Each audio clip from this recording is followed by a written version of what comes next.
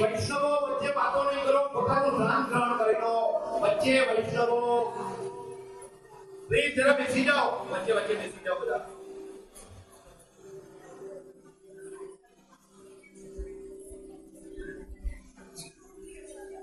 श्री कृष्णाय नमः, गोपी वल्लभाय नमः, श्री गुणाचार्य चरण कमलेभ्यो नमः, श्री गोसाई जी परम दयालवे नमः, श्री रामाय नमः, गुरवे नमः.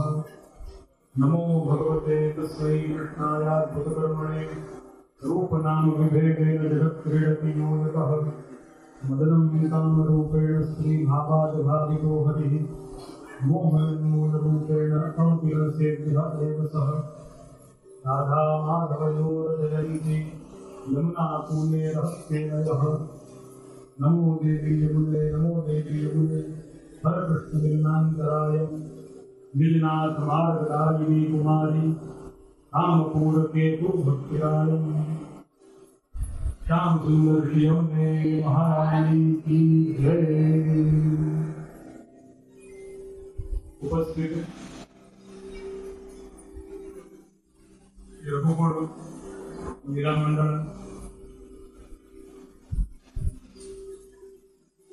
सर्वे वल्लभीय वैष्णव, આજે આપણે આ વસઈની પાવન ધરામાં બધા એકત્રિત થઈ ગયા અને યમુનાજીના ગુણગાન કરી રહ્યા છે. આપ સર્વે વસઈના રહેવાસીઓ તો ખબર હશે જ કે વસઈ ગામનું અસ્તિત્વ મુંબઈથી જૂનું છે. વસઈ ગામનું અસ્તિત્વ ગુસાઈજીના સમયથી છે. બિલકુલ ગુસાઈજીના સમયથી વસઈ ગામનો અસ્તિત્વનો ઇતિહાસ મળે છે. અને એવી આ પાવન ધરા ઉપર જેના ઉપર વિદેશીઓને પરાસ્ત કરીને મરાઠા યોદ્ધા પેશવા બાજીરાવના ભાઈ નરવીર ચીમાજી અપ્પાએ ભગવા સનાતન ધર્મનો ધ્વજ ફરકાવેલો એવી આ પાવન ધરા વસઈની છે. ગુસાઈજીના સમયનો ઇતિહાસ આનો પ્રાપ્ત થાય છે અને એનાથી બી વિશેષ આપણે એમ માની શકીએ કે સંયોગ જ હશે કે વીર યોદ્ધા નરવીર ચીમાજી અપ્પાએ જે દિવસે વિદેશીઓને પરાસ્ત કરીને હરાવીને અને સંધિ કરી હતી, મરાઠાઓની જીત થઈ છે અને વિદેશીઓની હાર થઈ છે અને સંધિ થઈ છે, એ દિવસ 16મી મે નો હતો. 16 મે નો હતો એટલે લગભગ આજથી 15-20 દિવસ પહેલાની વાત છે. લગભગ 1739 ની સાલ 283 વર્ષની આસપાસ લગભગ રહ્યા હશે. આ બહુ જ વીર યોદ્ધાઓની, સનાતન ધર્મના વીર યોદ્ધાઓની વિજયની ગૌરવ ગાથા ગાતી આ ભૂમિ છે જેમાં આપણે સર્વે એકત્રિત થયા છે. વૈષ્ણવો કહેવાય છે કે ધર્મની શરૂઆત ભલે કાલે કરજો.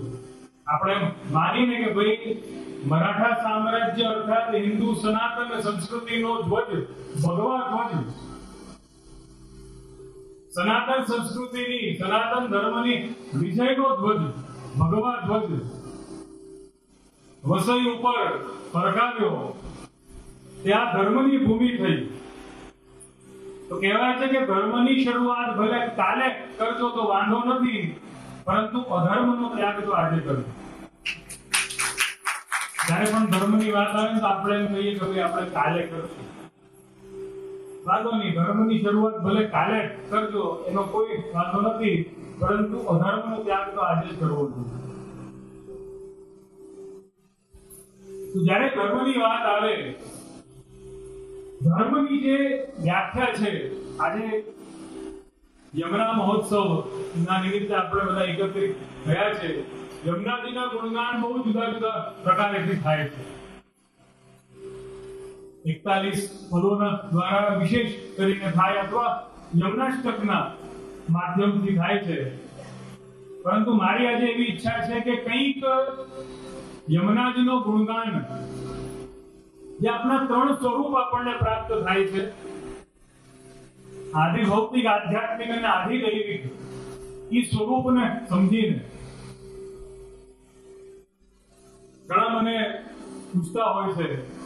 જોકે પૂછવા વાળા તો જોકે બહુ ઓછા છે, પરંતુ જરા એમ કહેવાય કે મારું મગજ થોડું ખોરાફાતી છે, એટલે હું જ ઘણી વાર વિચારતો હોઉં છું કે આ યમુનાજીનું જે મહાત્મ્ય છે એ તો ઠીક છે, પરંતુ આ લોટી ઉત્સવ ક્યાંથી આવી ગયો? પછી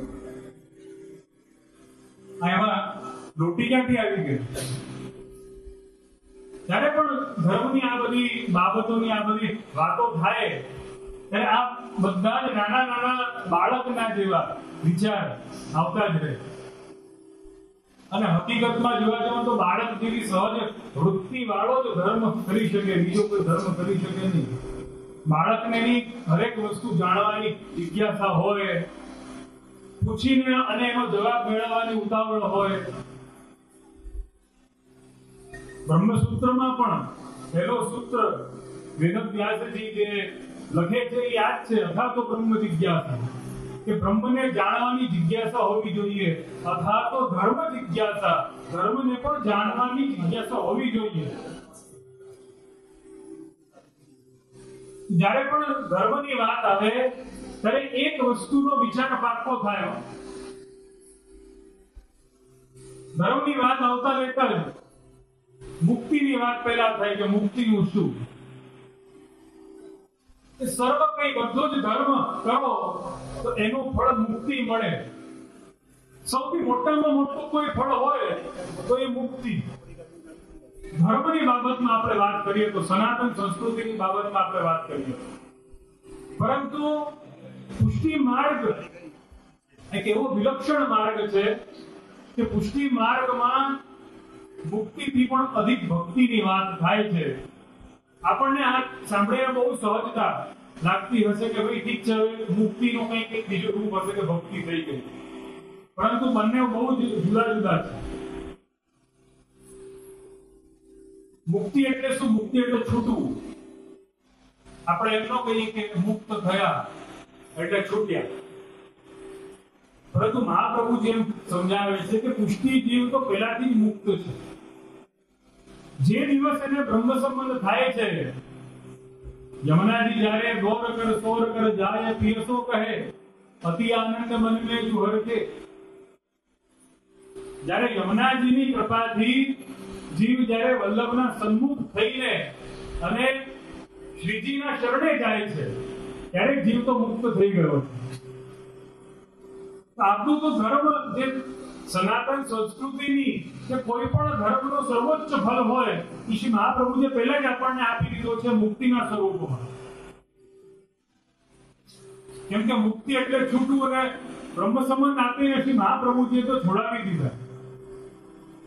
આ સંસારથી ને બધી જ વસ્તુઓથી આપણને છોડાવી દીધા. તો હવે મુક્તિ ક્યાં રહી? તો જ્યારે મુક્તિ ન રહી હોય તો પછી શું રહ્યું? તો કે ભક્તિ રહી.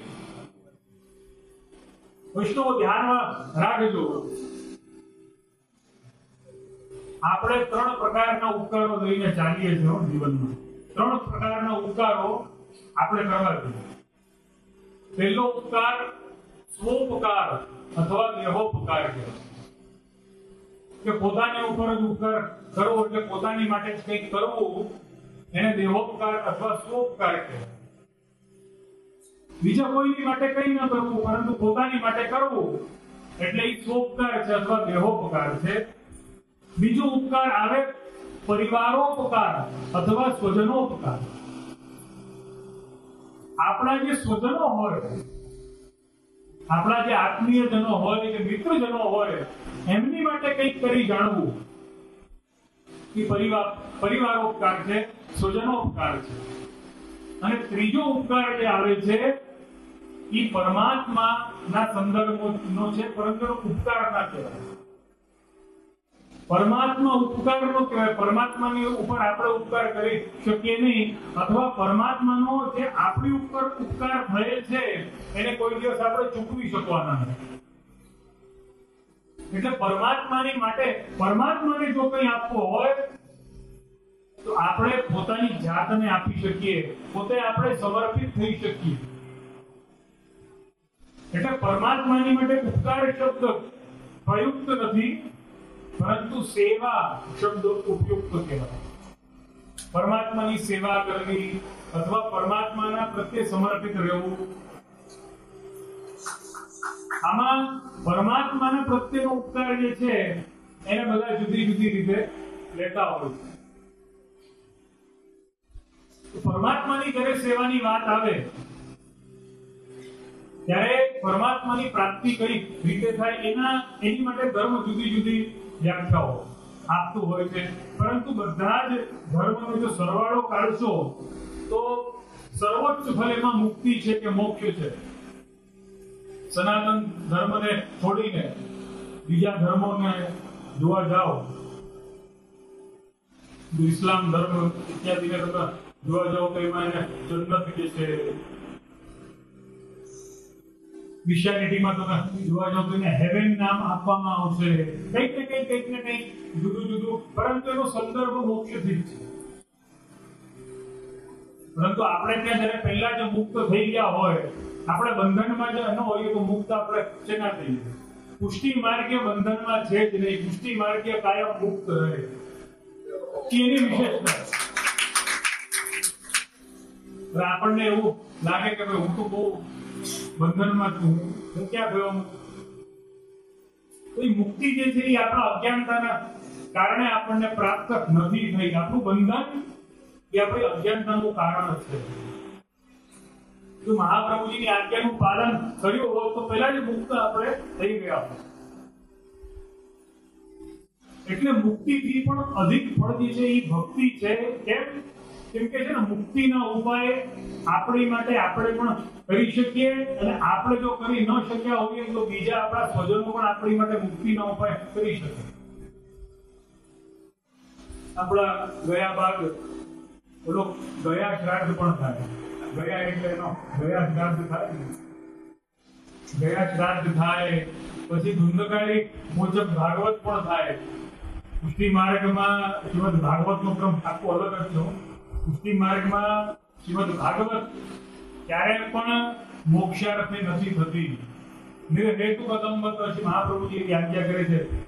વિષ્ણુ ધ્યાનમાં રાખજો, શ્રીમદ ભાગવતના પારાયણના એક હેતુની 59 હેતુ છે. મોક્ષાર્થે ને લાભાર્થે ને ગૌ સેવાર્થે ને વિવિધ એના હેતુઓ છે. પરંતુ મહાપ્રભુજી એકમાત્ર હેતુ પુષ્ટિ ભક્તિ માર્ગમાં સ્વીકાર્યું હોય તો એ નિર્હેતુ છે.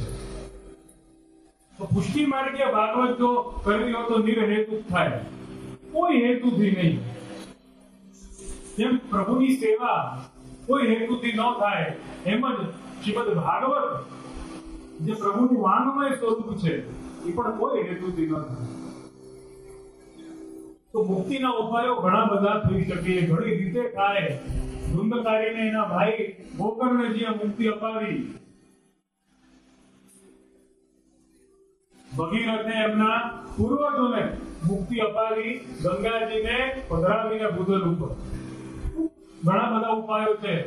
મુક્ત થવું હોય ને, મુક્તિના ઉપાયો આપણે પણ કરી શકીએ ને આપણી માટે બીજા પણ કરી શકે. પરંતુ ભક્તિનો ઉપાય આપણા સિવાય બીજું કોઈ કરી ન શકે આપણી માટે. તો વૈષ્ણવ મુક્તિના ઉપાય કરવાનો પ્રયત્ન કરવો એનાથી વધારે સારું એ છે કે ભક્તિના ઉપાયો કરવા. મુક્તિના ઉપાયો તો બીજું પણ આપણી માટે કોઈ કરી શકે, પરંતુ ભક્તિના ઉપાય આપણા સિવાય બીજું કોઈ કરી ન શકે. પરમાત્માનો ઉપકાર બહુ નાનો શબ્દ છે, છતાં આપણને સમજમાં આવે એટલા માટે કહી રહ્યો છું કે પરમાત્માનો ઉપકાર જો ચૂકવવો હોય તો એક જ રીતે ચૂકવી શકાય કે પરમાત્માએ જેટલું પણ આપેલું છે પરમાત્માના આપણે છે તો પરમાત્માના પ્રત્યે આપણે સમર્પિત થઈ જઈએ. પરમાત્માએ આ જીવન આપેલું છે તો આ જીવન પરમાત્માને સમર્પિત કરી દઈએ. એના સિવાય બીજા કોઈ રીતે પણ પરમાત્મા ઉપકાર ચૂકવી શકાય નહીં. તો પરમાત્મા ઉપકાર અથવા પરમાત્માની સેવા અથવા પરમાત્માના બની જવું એનું જ નામ ભક્તિ છે.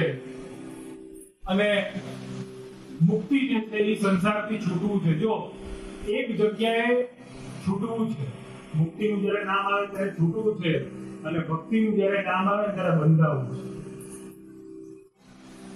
તો પરમાત્માથી બંધાવવું, જગદીશથી બંધાવવું ને જગતથી છૂટવું, એનું નામ ભક્તિ છે.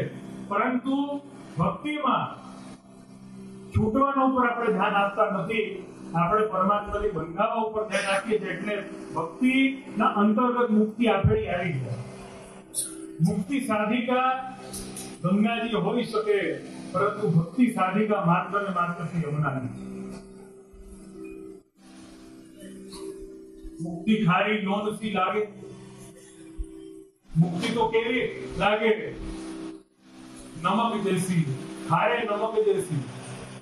એ મુક્તિ તો કોઈ પણ તમને આપી શકે, એમાં કઈ મોટી વાત છે? અરે ભક્તિ કોઈ ના આપી શકે. પ્રભુદાસ જરોટાની વાર્તા છે. દાન એકાદશીનો દિવસ છે. શ્રી મહાપ્રભુજી આજ્ઞા કરી પ્રભુદાસને, પ્રભુદાસ આજે દાન એકાદશી છે, પ્રભુ લાયક કોઈ સુંદર ગોરસ ક્યાંયથી લઈ આવો. પ્રભુદાસ ગયા છે અને ગોરસ લઈને એક વાલણ જે છે ત્યાં બેઠી છે. બ્રજવાસી સ્ત્રી ત્યાં બેઠી છે અને પ્રભુદાસે જોયું કે બહુ સુંદર ગોરસ એની આગળ છે. એનાથી માંગ્યું કે લાવો ગોરસ લાવો. તો કે શું આપશો? તો કે તું જે કે આપીશ. બ્રજવાસી સ્ત્રી જે તે ઓળખી ગઈ કે આપણે મહાપુરુષ લાગી રહ્યા છે. તરત બોલી, પાકું વર્ષો તો નહીં ને આપણી વાત ઉપરથી તો જરાય નહીં ફરતું, કેવી આપું? તો કે મને મુક્તિ આપો. તો કે સારું ચાલો તને મુક્તિ લખીને આપો. બ્રજવાસી સ્ત્રી જે છે એ બહુ ચતુર હોય. એ કે એમ તમારી વાત કઈ માનો નહીં હો, લખીને આપવું પડશે. સાઇન એન્ડ સીલ્ડ લખીને આપો તો માનો. પ્રભુદાસે લખીને આપ્યું અને સુંદર ગોરસ શ્રીજીની માટે પધરાવીને ગયા. અને મહાપ્રભુજીના સન્મુખ જ્યારે ધર્યું, શ્રી મહાપ્રભુએ શ્રીજીને અર્પણ કર્યું, ભોગ ધર્યો, બહુ જ પ્રસન્ન થઈ ગયા, આનંદમાં આવી ગયા કે કેટલું સુંદર તું ગોરસ લાગ્યો, ઠાકોરજીને લાયક. પ્રભુદાસ કે આનું શું આપ્યું?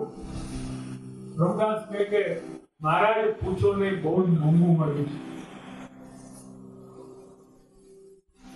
તો પણ શ્રી મહાપ્રભુજીએ પૂછ્યું કે શું આપ્યું? કે તો કે મુક્તિ લખીને આપવી પડી એની. તો કે અરે આ તો બહુ સસ્તામાં લઈ લીધો. કે મુક્તિ કેમ આપી? એને ભક્તિ આપવી જોઈએ. પ્રભુની આટલી સુંદર જે સેવા કરે એને ભક્તિ અપાય, મુક્તિ એને થોડી અપાય. મુક્તિ તો બીજું કોઈ આપી દે. એટલે મુક્તિ ખારી લોનથી લાગે.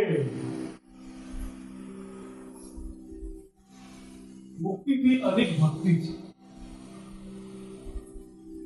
વૈષ્ણવો, મુક્તિના ઘણા ખરા ઉપાયો હોઈ શકે. હું આ તમને બધી જ વાતો એટલા માટે સમજાવું છું કે યમુનાજીના સ્વરૂપનું જ્ઞાન મેળવવાની પહેલા અથવા સ્વરૂપ ગુણગાન કરવાની પહેલા આ બધું આપણે કરીએ છીએ કેમ, શું કરવા, એનું મહાત્મ્ય આપણને ખબર પડી જાય. એટલે મુક્તિના ઉપાય કોઈ બી કરી શકશે, પરંતુ ભક્તિનો ઉપાય કોઈ નહીં કરી શકે. જ્યારે પણ ધર્મની વાત આવે ત્યારે મુક્તિની અધિકતાની વાત આવતી હોય. અને આજકાલનો ધર્મ છે ને વૈષ્ણવ, આજકાલનો ધર્મ એક જ છે, जियो और जीने दो, दूसरे की मदद करो और खुद मदद देते रहो. ये धर्म ના એટલે મોટો ધર્મ નથી. આપણે એમ માની શકીએ સ્વજનોપકારનો ક્રમ, પરોપકારનો ક્રમ, સામાજિક સેવાનો ક્રમ. ખોટો નથી. આના ઉપર એક બહુ સુંદર એક કથા છે, અત્યંત સમજવા લાયક છે. કહે છે કે બહુ પુણ્યાત્મા હતા અને આપણા પરિવારની સાથે માર્ગ પર જઈ રહ્યા હતા અને ત્યાં અત્યંત ગરમીનો સમય હતો અને એસી પણ ચાલતા નહોતા. અને આટલી ગરમીના સમયમાં બાળકો જે હતા, નાના બાળકો હતા, એમને તરસ લાગી. એમના બાળકો બી હતા એમની સાથે, મહાનુભાવની સાથે, અને બાળકોને તરસ લાગી એટલે પિતા સહજ જલની શોધમાં આમ તેમ દોડવા લાગ્યા. ત્યાં જ એમને એક બીજા સંત મળી ગયા. સંતને પૂછ્યું કે ક્યાંકથી જલ અગર હોય તો મને આપો, મારા બાળકોને બહુ જ તરસ લાગી છે, ગરમીનો સમય છે, રહી નથી શકતા, ક્યાંકથી જળ મને મેળવી આપો. એ સંતે એને માર્ગ બતાવી દીધો. કીધું અહીંયાથી આમ સીધો જઈને ડાબી બાજુ વળને થોડો સ્ટ્રેટ જઈશ, રાઈટ 100 મીટર્સ નદી છે, ત્યાંથી જળ તને મળી જશે. મહાનુભાવ જે હતા એ દોડતા ગયા, નદીમાંથી જલ એમને લીધું અને લઈને જલ પાછા આવતા હતા. ત્યાં જ એને એક ગરીબ વ્યક્તિ દેખાઈ ગયો. એના પણ હાલ બેહાલ હતા, એને પણ તરસ બહુ લાગી હતી અને એને એનાથી જલ માંગ્યો કે મને થોડું જલ આપી દો. એને જલ આપી દીધું. એમને એમ થયું કે ભાઈ ઠીક છે, આ જલ પી લેશે, વાંધો નહીં, હું બીજી વાર જઈને જલ લેતો આવીશ. એને જલ આપી દે છે, પાછો જલ લેવા માટે જાય છે. જલ લઈને પાછા આવતા હોય છે, પાછા એને બે ગરીબ અને અસહાય માણસો મળી જાય છે, પાછું એનાથી જલ માંગે છે, પાછું એને જલ આપી દે છે. ત્રીજી વાર જલ લેવા જાય છે, ત્રીજી વાર જલ લઈને આવતા હોય છે તો 4 ગરીબ માણસ મળી જાય છે, એને પણ જલ આપી દે છે. ચોથી વાર જાય છે, આવે છે, હવે 6 માણસ મળી જાય છે. ગરીબ હતા, તરસ્યા હતા, એમને જલ આપી દીધું. 5મી વાર જ્યારે જવાનું થયું ત્યારે સમજી ગયા કે આનો તો કોઈ અંત જ નહીં આવે. હવે 8 મળી ગયા તો એટલે સંતની પાસે જાય છે. જલ લેવાનું મૂકીને થોડી વાર અને સંતની પાસે જાય છે કે મહાત્મા, ઋષિવર, આપે મને બહુ સારો સાધન બતાવી દીધો કે હું જલ લઈને આવું, પરંતુ હવે આપ મને આ કહો કે રસ્તામાં તો તરસ્યા લોકો મને અગર મળી જતા હોય તો એમને મારે જલ આપવું કે ન આપવું?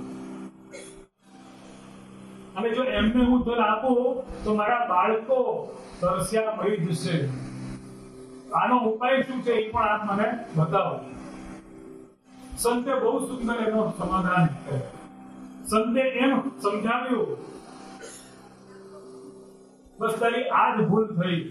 તો કે આમાં શું ભૂલ થઈ? તો પુણ્યનું કામ કર્યું કે કોઈને તરસ્યાને જલ આપી દીધું, પીવડાવી દીધું, તો બહુ પુણ્યનું કામ થયું. તો કે બેટા આ પુણ્યનું કામ ન કહેવાય, આનાથી પણ મોટું એક પુણ્યનું કામ છે. તો કે શું છે? તો કે એમને નદી સુધીનો રસ્તો બતાવી દેવાનો. ઈ પુણ્યનું કામ કહેવાય. નદીમાંથી જલ ભરીને લાવશો, કેટલી વાર લાવશો?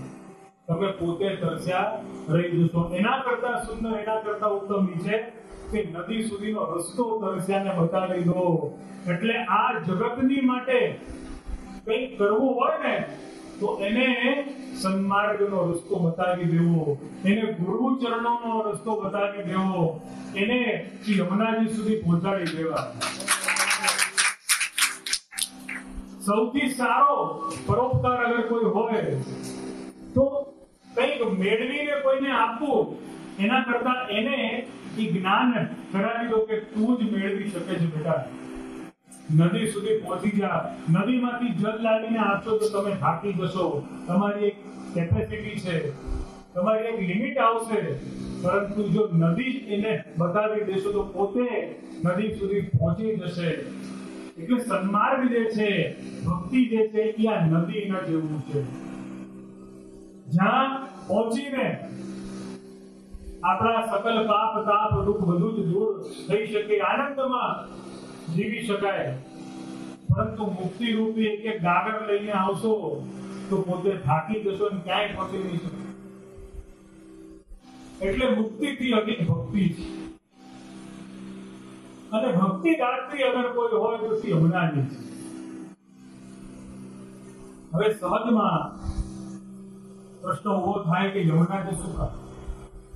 સહજમાં પ્રશ્ન ઉભો થાય છે કે યમુનાજી શું? જો આપણે એમ માનીએ, પુષ્ટિ માર્ગમાં આપણે વાત કરીએ તો આપણે યમુનાજીના જેટલા ગુણગાન કરીએ છીએ ને એટલા રાધાજીના ગુણગાન આપણે નથી કરતા. ગૌડીય સંપ્રદાયમાં કે અન્ય સંપ્રદાયોમાં યમુનાજીનું નામ આવે પણ લેખ માત્ર આવે. રાધાજીનું નામ આવે, બધા રાધે રાધે બોલે, પરંતુ આપણે ત્યાં શ્રી કૃષ્ણ જ બોલાવે. કેમ કે શ્રીમાં સ્વામીજી અને યમુનાજી બંને વાલી છે. આપણે ત્યાં યમુનાજીનો જ વિશેષ પ્રકાર છે. એનું કારણ શું? એનો જવાબ જે છે દ્વારકા લીલા અંતર્ગત ધર્મી સ્વરૂપે વ્રજમાં શ્રી યમુનાજી વિરાજમાન છે. ધર્મ સ્વરૂપે દ્વારકા લીલાના અંતર્ગત કાલિંદીજી પ્રભુના જે પટરાણી થયા, જો આ અહીંયા જે વિરાજે છે ધર્મી સ્વરૂપે વ્રજમાં, એ તો મહારાણી છે. અને દ્વારકા લીલામાં વિરાજે છે એ પટરાણી છે. બંનેમાં અંતર છે. બંનેમાં અંતર શું? દ્વારકા લીલામાં યમુનાજી જે છે કાલિંદીજીના સ્વરૂપમાં વિરાજીને પ્રભુને અધીન થયા, અને મહારાણીના સ્વરૂપે વ્રજમાં વિરાજીને પ્રભુને પોતાના અધીન કર્યા, એટલે મહારાણી છે. અને દ્વારકા લીલામાં એટલે પટરાણી છે. તો ધર્મ સ્વરૂપે જ્યારે કાલિંદીજી ત્યાં વિરાજે છે દ્વારકા લીલામાં, તો બધી જ પટરાણીઓ પૂછે છે આપના ધર્મ સ્વરૂપને અને ધર્મી સ્વરૂપને ત્યારે પ્રભુનો વિયોગ કેમ નથી થતો? એનું કારણ શું? તો ત્યારે કાલિંદીજીએ બહુ સુંદર જવાબ આપ્યો. આત્મા રામસ્ય કૃષ્ણસ્ય ધ્રુવમાત્માસ્તિ રાધિકા તસ્યા દાસ્ય પ્રભાવેણ વ્યહોસ્માન ન સંસ્પૃશ્ય. કે હું આત્મા રામ ને કૃષ્ણ છે, એમની પ્રિયા શ્રી રાધાજી જે છે એમના ચરણોની દાસી, એમના ચરણોનું સેવન અહર્નિશ કરું છું. એટલે મને ક્યારે પણ વિરહોસ્માન ન સંસ્પૃશે, એટલે મને ક્યારે પણ વિરહ આવતો નથી. યમુનાજી નિત્ય સિદ્ધ છે, એમને ક્યારે પણ વિરહ છે જ નહીં. યમુનાજીના કૃપાનો સ્વભાવ એવો છે. યમુનાજી શું કામ અને રાધાજી કેમ નહીં? રાધાજી અથવા શ્રી સ્વામીજી પ્રભુનું જ સ્વરૂપ છે. રાધાજીનો પણ પ્રકાર અલૌકિક છે. પ્રભુને એકોહમ બહુશ્યામ, જ્યારે પ્રભુને પોતાના સ્વરૂપનો જ આનંદ લેવો હોય ત્યારે પ્રભુ એકમાંથી બહુ એટલે કે બે થઈ જાય, અને એક સ્વરૂપ આપણું સ્વામીજીનું થઈ જાય, એટલે પોતાનો જ આનંદ આપ લઈ શકે. પરંતુ સ્વામીજીના સ્વરૂપમાં પ્રગટ થઈને, કેમ કે પ્રભુને પોતાના સ્વરૂપનો જ આનંદ લેવો હોય ને, એટલે સ્વામીજી માનજી કરે. સ્વામીજી માન કરે. માન લીલાના અનંત પદો છે, અનંત પ્રકારો છે. જો જો પ્યારો વિનતી કર પટવત, ત્યો ત્યો તું ગઢમાં ચઢીવી, આવત જાત હોતો હાર પરી. અનેક માનના પ્રકારો છે, પરંતુ યમુનાજીનો સ્વભાવ એવો છે, યમુનાજીમાં સૌથી અધિક અગર કોઈ ગુણ હોય, બે ગુણો બહુ જ અદ્ભુત બતાવેલા છે યમુનાજીના ટીકાકારો. મુરારી પદ પંકજ સ્વર્ગ મંદરેણ કટામ. અને ટીકાકારોએ બહુ સુંદર ક્રમ બતાવેલો છે કે યમુનાજીના બે પ્રકાર, સકલ સિદ્ધિ હેતુ મુદા, સકલ સિદ્ધિઓને તો આપનારા છે જ, પરંતુ એ અષ્ટ ઐશ્વર્ય દાત્રી યમુનાજી જે છે એમાં બે ગુણો સૌથી મહત્વના છે. અને આ બે ગુણો કયા? તો કે પહેલો ગુણ જે છે એ આપનું દોષોનું હરણ કરવાનો ગુણ, કે જે ભક્તો હોય ને એમના દોષોનું નિવારણ અથવા હરણ કરી નાખે. એટલે આપનું નામ કાલિંદી. કાલિંદીનો એક અર્થ બહુ સુંદર કરેલો છે ટીકાકારોએ. કાલિંદીનો અર્થ એટલે કલેના દોષ ખંડન કરતી, એથી કાલિંદી. કાલિંદી એટલે કોણ? કલિકાલના દોષોનું ખંડન કરનારી એટલે કાલિંદી. એટલે યમુનાજીના શરણમાં જાઓ એટલે આપણા દોષો જે છે એને દૂર કરી નાખે છે. એ આપનું સૌથી અદ્ભુત ગુણ, દોષોનું ખંડન, દોષો દૂર કરી નાખે. અને બીજો ગુણ, ભક્તિનું બીજ આપણામાં પલ્લવિત કરી નાખે છે, ભક્તિનું ગાન કરી દે છે. એટલે જ આપનું નામ યમુના છે. યમુ ઉપરમે જીવાન ભગવત સમીપે રમયતી ઇતિ યમુના. એમ કહે છે કે યમુનાજી કેટલી સુંદર લીલા કરે છે કે બધા જ જીવોને ખેંચીને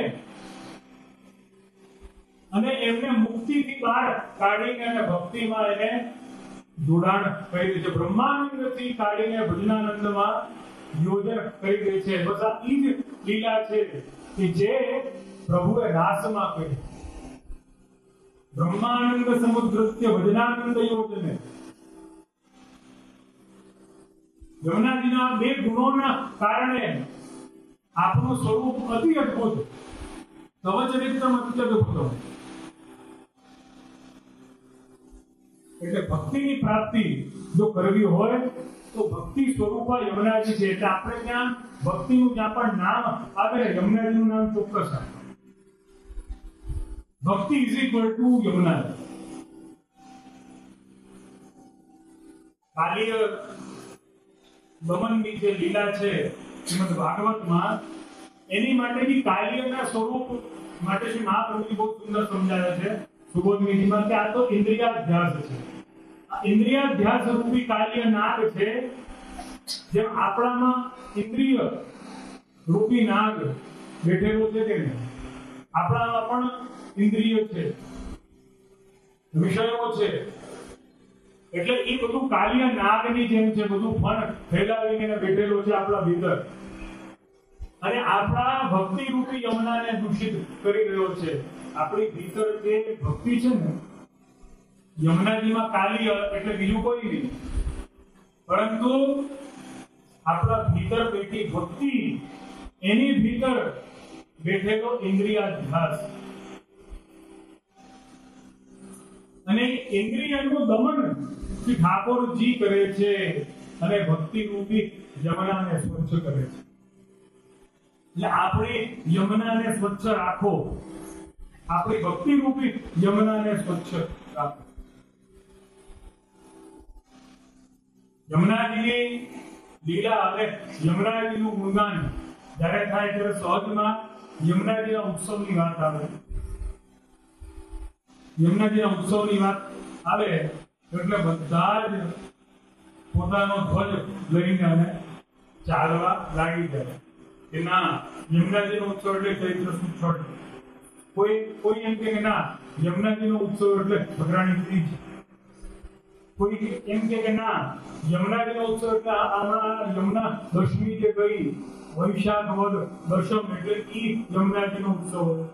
કોઈ એમ કે હમણાં જે ગંગા દશેરા આવે છે ઈ યમુનાજીનો ઉત્સવ.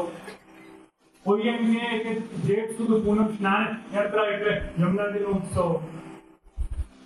હકીકતમાં યમુનાજીનો ઉત્સવ છે ક્યારે? યમુનાજીનો ઉત્સવ નિત્ય છે. યમુનાજીનો ઉત્સવ નિત્ય છે.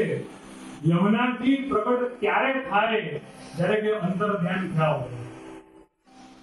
યમુનાજી તો આપ પ્રગટ સ્વરૂપે આપણા અંતરમાં ભક્તિ સ્વરૂપે વિરાજે જ છે. એટલે યમુનાજીના ઉત્સવનો કોઈ ફિક્સ દિવસ છે જ નહીં. પ્રભુના પ્રાગટ્યનો દિવસ છે, પરંતુ યમુનાજીના પ્રાગટ્યના દિવસની માટે અત્યારે પણ અદ્યાવધિ પણ એના ઉપર ચર્ચા વિચારણા મતભેદો ચાલતા જ હોય છે. પરંતુ યમુનાજીનો ઉત્સવ જ્યારે પણ મનાવવામાં આવે ને ત્યારે એ જ દિવસ પુણ્ય દિવસ છે, અથવા એ જ યમુનાજીનો પ્રાગટ્ય દિવસ આપણે માની લેવો જોઈએ. આના ઉપર ક્યારે પણ કોઈ મતભેદ કે મનભેદની કોઈ આવશ્યકતા છે જ નહીં. હવે આપણે એમ અગર જોવાથી હવે સેવાક્રમની આપણે વાત કરીએ. યમુનાજીના ઉત્સવની વાત છે એટલે ખાસ આ વાત તો આવી જ જોઈએ કે પ્રભુ ક્યારે યમુનાજીનો ઉત્સવ અંગીકાર કરે છે સેવાક્રમ. તો પહેલી વાત ચૈત્ર છઠે તો યમુનાજીનો કોઈ ક્રમ છે નહીં. નિત્યના મંગળાના સમયે જે યમુનાજીના પદ ગાવામાં આવતા હોય છે તે નિત્ય જ છે, એ જ ગાવામાં આવે છે. બાકી કોઈ વિશેષ ક્રમ યમુનાજીનું સેવા પ્રણાલિકા અંતર્ગત નથી. તો પછી યમુનાજીનો ઉત્સવ આવે છે ક્યારે સેવાક્રમ અંતર્ગત?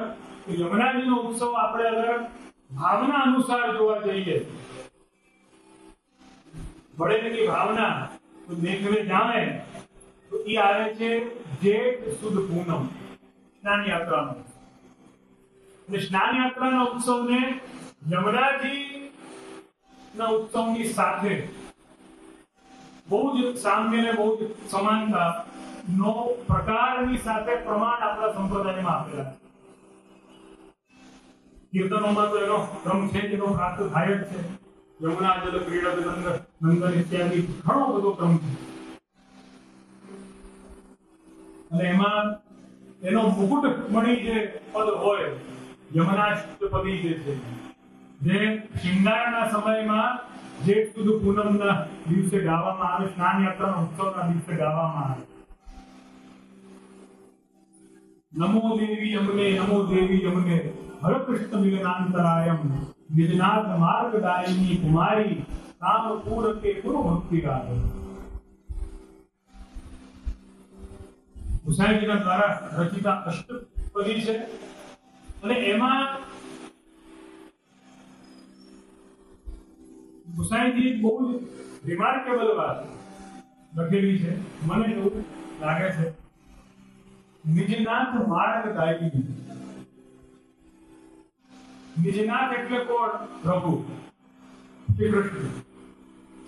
શ્રી કૃષ્ણના માર્ગને બતાવવા વાળી અથવા કૃષ્ણ માર્ગની દાત્રી આપવા વાળી ઈ યમુના. પરંતુ આના પણ બે અર્થ થાય.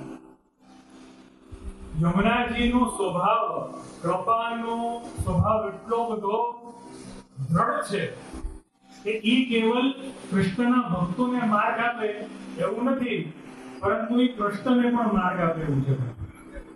એટલે નિજનાથ માર્ગ દાયિની એટલે નિજનાથના માર્ગને આપવા વાળી અને નિજનાથને પણ માર્ગ આપવા વાળી પાછી. એમના કૃપાનો સ્વભાવ આટલો બધો દ્રઢ છે. કેવી રીતે? દશમ સ્કંદ તૃતીય અધ્યાય અને 50મો શ્લોક આપણે અગર જોઈએ શ્રીમદ ભાગવતમાં, એમાં વર્ણન છે. સુખદેવજી એમાં કહે છે, માર્ગમ દદૌ સિંધુરિવ શ્રીયઃ પતે. કે જ્યારે વસુદેવજી ઠાકોરજીનું પ્રાગટ્ય થયું છે મથુરામાં કારાગારમાં, અને જ્યારે વસુદેવજી ઠાકોરજીને પધરાવીને ગોકુળ તરફ જઈ રહ્યા છે ત્યારે કેવો વેગ હતો યમુનાજીનો ને કેવો અથ સર્વ ગુણો વેગ કાલ પરમ શોભન, કેવો સમય હતો, અંધકાર હતું,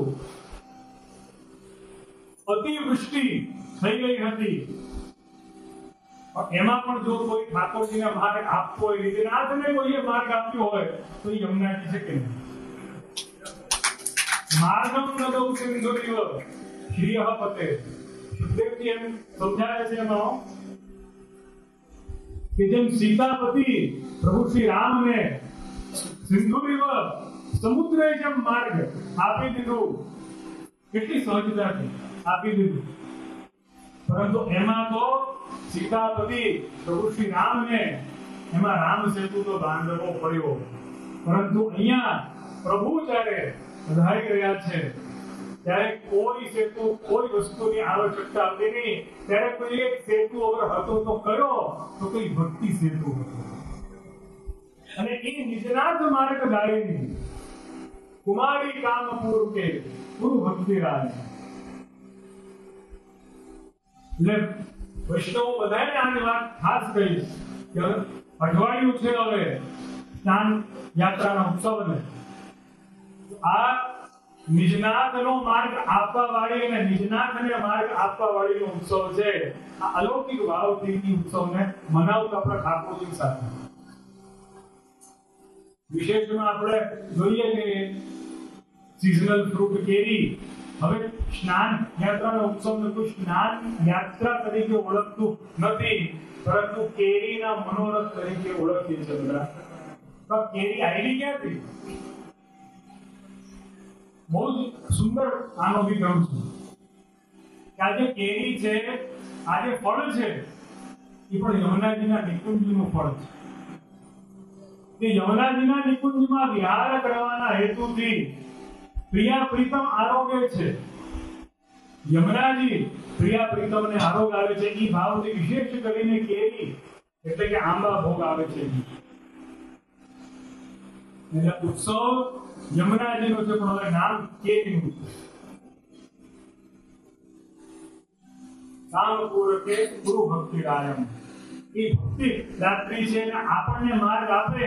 એમાં તો શું આશ્ચર્ય કે જ્યારે એમને નિજનાથને જે માર્ગ આપી દીધો હોય, પ્રભુને જે માર્ગ આપી દીધો હોય, આવા અદ્ભુત સ્વરૂપ યમુનાજી છે.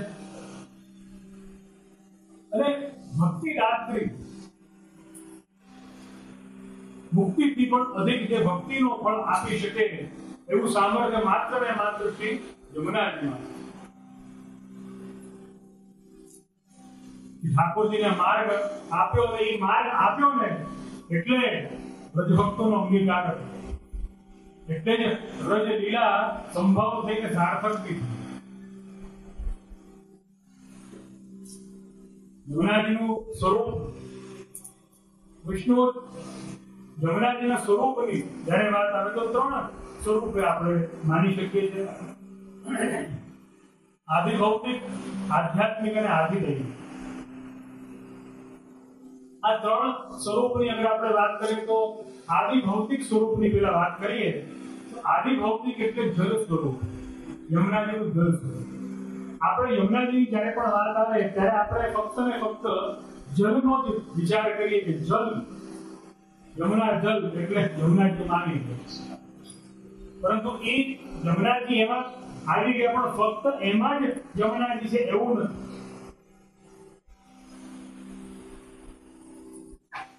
જલ્દી જ્યાં વાત આવે બહુ જ સ્પષ્ટતાથી સ્મરણસ્તવ જલાણુ સકલ ગાત્ર જય સંગમ. વિહાર સમયનો પ્રભુનો જે સ્મરણસ્તવ જલ છે એ યમુનાજીમાં વિરાજમાન છે. અને એ સ્મરણસ્તવ જલનું પાન, એનું સૌભાગ્ય શ્રી યમુનાજી આપણને આપે છે. એવી અલૌકિક ભક્તિના પ્રકારનો દાન કરનારા આપે. અને આદિ ભૌતિક સ્વરૂપની જ્યાં વાત આવે, સ્મરણસ્તવ જલનું તો પાન છે, પરંતુ અત્યંત સુંદર ક્રમમાં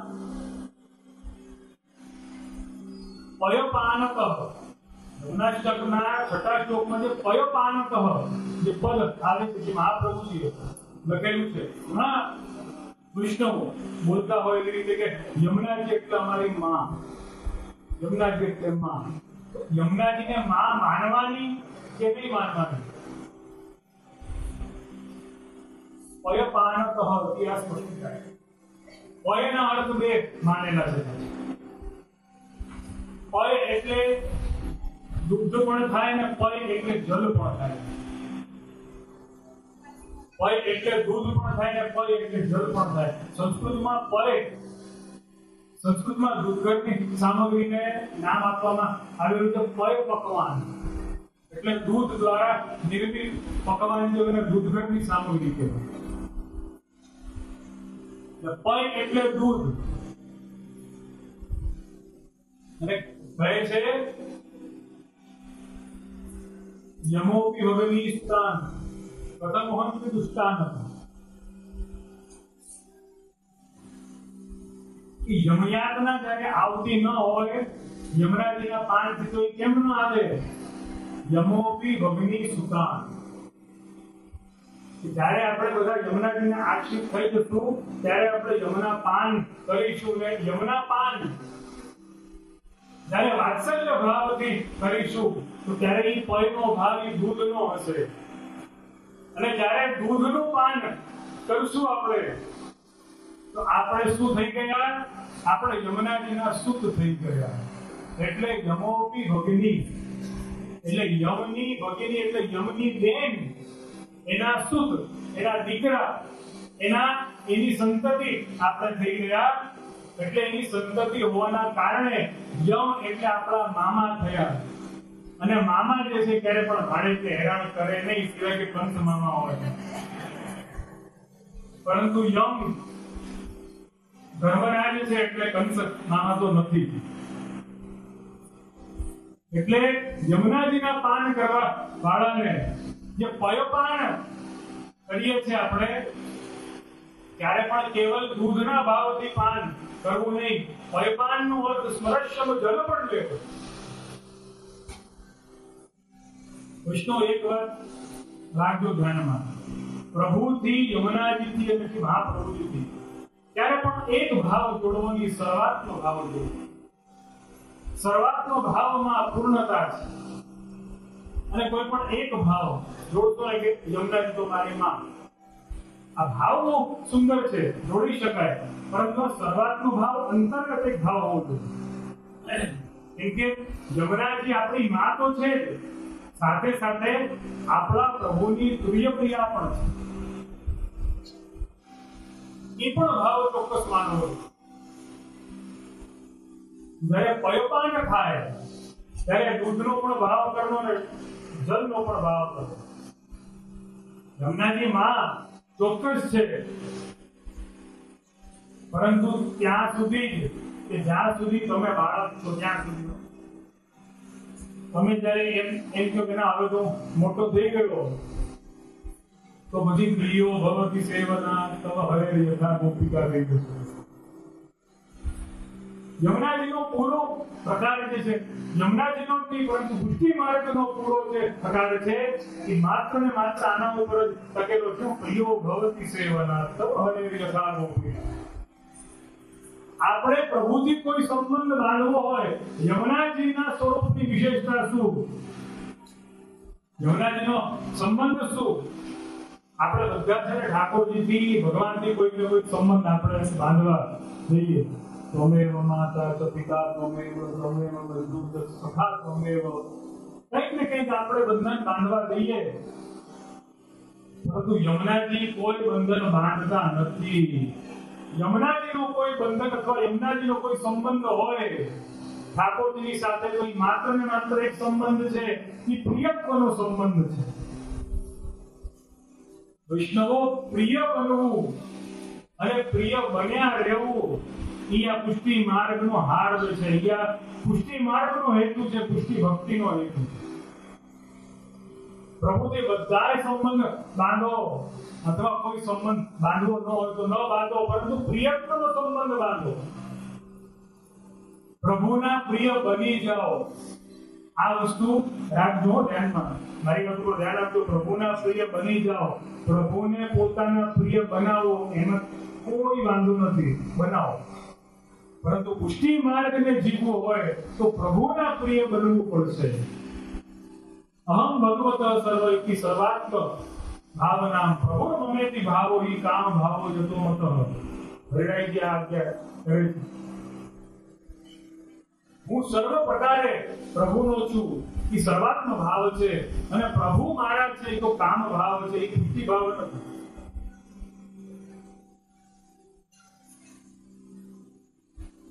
અત્યધિક મહત્વની વાત છે કે પ્રિયત્વ સંપાદિત કરવા માટે આપ સર્વે આજે અહીંયા ઉપસ્થિત થયા છો ને, પ્રભુ અને યમરાજની સાથે કોઈ સંબંધ કે કોઈ બંધન બાંધવા નહીં, પરંતુ પ્રિયત્વ સંપાદિત કરવા માટે. આપણે સર્વે પ્રભુના પ્રિય કેવી રીતે બની જઈએ, એટલે આપણે સર્વે આજે યમરાજનું પૂજન કરીએ. અને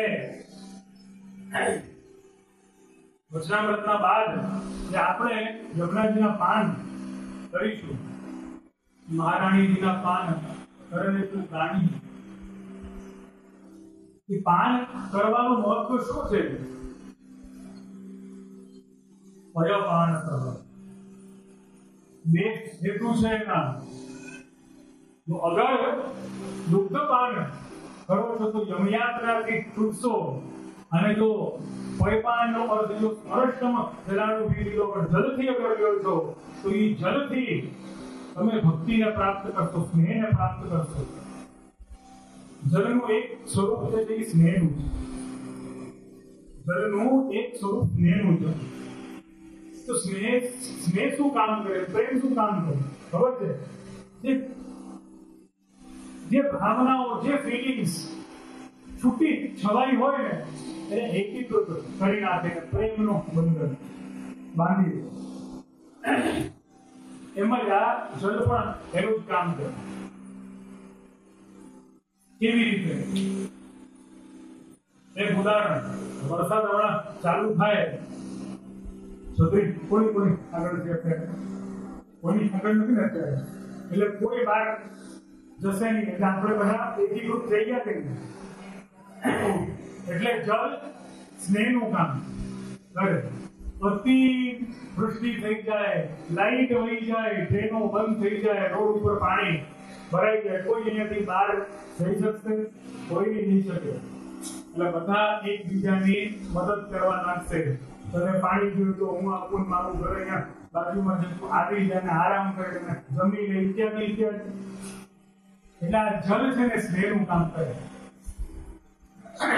પેલો લોટ હોય ને, જો ઘઉંનો લોટ હોય, ઘઉંનો લોટ કેવો હોય? છૂટો છવાય, એકદમ ઉડી જાય. પરંતુ જેમ એમાં જલ નાખો, એકીકૃત થઈ જાય કે નહીં? એટલે જલ સ્નેહનું સ્વરૂપ છે, એકીકૃત કરે.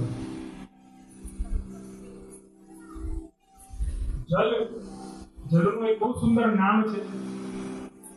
વેદમાં એને આપહ, જલનું નામ વેદમાં આપહ છે.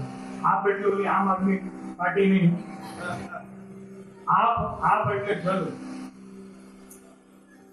ઓમ આપો અરિષ્ટા મયો ભુવસ્તા નવ વિધાતના મહેરણાય ચક્ષસે નુવો શિવતમો હસતસ્ય ભાદે તે રોષાતી નમાદ તસ્મારંગમાં ભોયુક્ષે ધ્યાય દિનવત આપો જન્ય સાધના ઇત્યાદિ ઇત્યાદિ. બહુ બધી શ્રુતિઓ પ્રાપ્ત થાય છે કે આપહ જલનું રક્ષણ કરો, માં આપો હિંસી. જલનું સંરક્ષણ કરો, એને સુરક્ષિત રાખો. અને એને સુરક્ષિત રાખવાનો સૌથી સુંદર જો કોઈ પ્રકાર હોય તો કયો છે? સૌથી સુંદર ભાવથી, સૌથી સુંદર પ્રકારે જો એનું સંરક્ષણ કરવું હોય તો એને લોટીમાં પધરાવીને રાખો. હવે લોટીમાં જ કે આપણને એમ થાય કે લોટીમાં શું કામ? આપણે ત્યાં છે ને શબ્દ લોટી ઉત્સવ, લોટીનો પારંપરિક શબ્દ સનાતન શાસ્ત્રમાં એનો એક શબ્દ બહુ સુંદર પ્રાપ્ત થાય છે, કળશ અથવા કુંભ. હિન્દુ સનાતન ધર્મમાં આપને બધાને ખબર હશે કે કોઈ બી શુભ કાર્ય શરૂ થાય તો આપણે કળશ સ્થાપન પેલા થાય, ગૃહ પ્રવેશ થાય એની પેલા કુંભ મૂકવામાં આવે એટલે પણ કળશ. કળશ એટલે શું? કળશ એટલે શું કામ? કળશનું અપભ્રંશ જે છે શબ્દ એ લોટી થઈ ગઈ. કળશ સ્થાપન શું કામ થાય છે?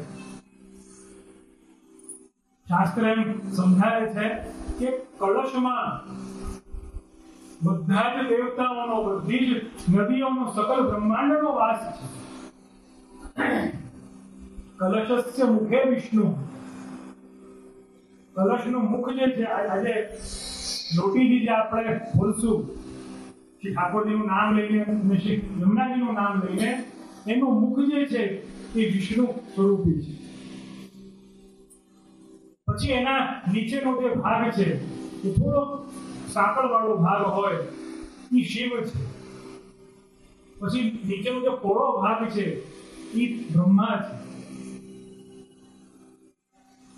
એના નીચેનો જે ભાગ છે એમાં સપ્તદ્વીપ, 7 સમુદ્ર, અખિલ બ્રહ્માંડનું રૂપ, અને જે અગ્ર ભાગ, જે ઉપરનો ભાગ છે, કલશનો જે બહારનો ભાગ જે હોય એમાં 33 કોટી દેવતાઓ.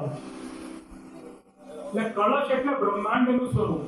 જ્યાં પણ કળશ જોવો ને એટલે બ્રહ્માંડનું સ્વરૂપ. એટલે મારા વાલા, આપણે બધા છે ને કળશમાં એટલે લોટામાં જલ પીતા, બોટલમાં જલ નતા પીતા.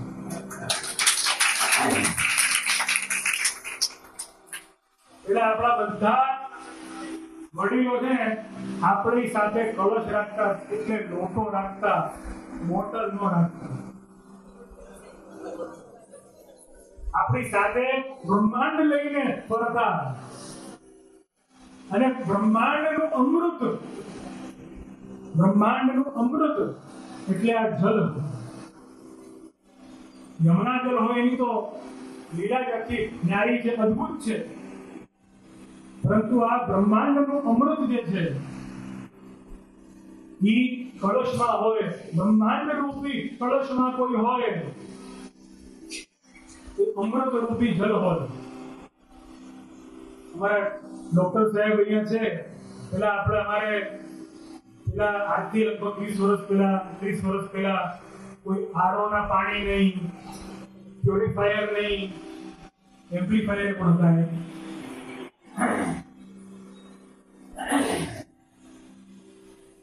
શાસ્ત્ર એમ સમજાવે છે કે જલની સૌથી સરળતમ શુદ્ધિ અગર થતી હોય તો શેનાથી થાય?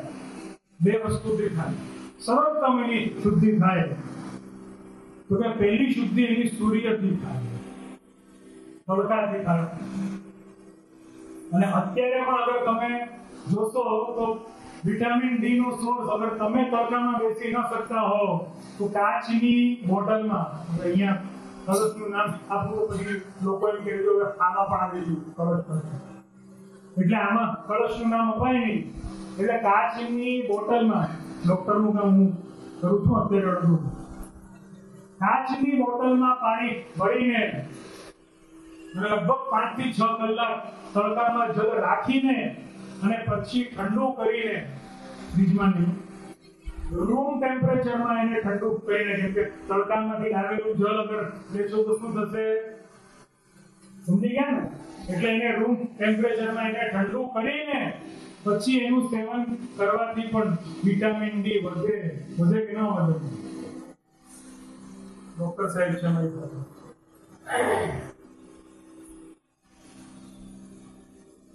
એટલે કળશનો ક્રમ ને જલનો ક્રમ આટલો બધો અદ્ભુત છે.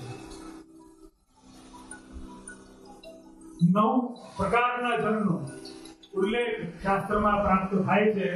એમાંથી 7મો પ્રકાર કુંભે આપ્ત જલ એમ બી પ્રાપ્ત થાય છે. કુંભમાં રાખેલું જલ પણ શુદ્ધ કહેવાય. બ્રહ્માંડ રૂપી કુંભ અથવા કળશ એમાં રાખેલું જળ પણ શુદ્ધ કહેવાય. પહેલા એની શુદ્ધિ સૂર્ય કરે, બીજી એની શુદ્ધિ વરસાદ કરે.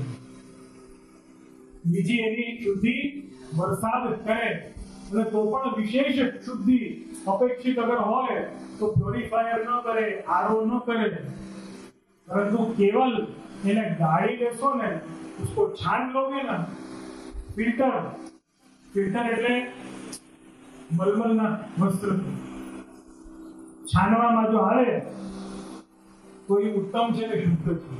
એટલે આપણને એમ થાય કે ઈ શુદ્ધતા ક્યાંથી થઈ? અમે તો એવું જળ છાનીને લઈએ તો અમે તો રોગગ્રસ્ત થઈ જઈએ, બીમાર થઈ જઈએ. શું કામ છે એવું? કેમ કે આપણે ઓલરેડી કન્ટામિનેટેડ અને પોલ્યુટેડ પાણી પી રહ્યા છે. એટલા જળના જે 9 સ્ત્રોતો છે એમાં એક જળ અગર લ્યો તો એને સૂર્યથી અથવા વરસાદથી અથવા તો મલમલના વસ્ત્રથી છાનીને અગર લેશો તો એ શુદ્ધ છે.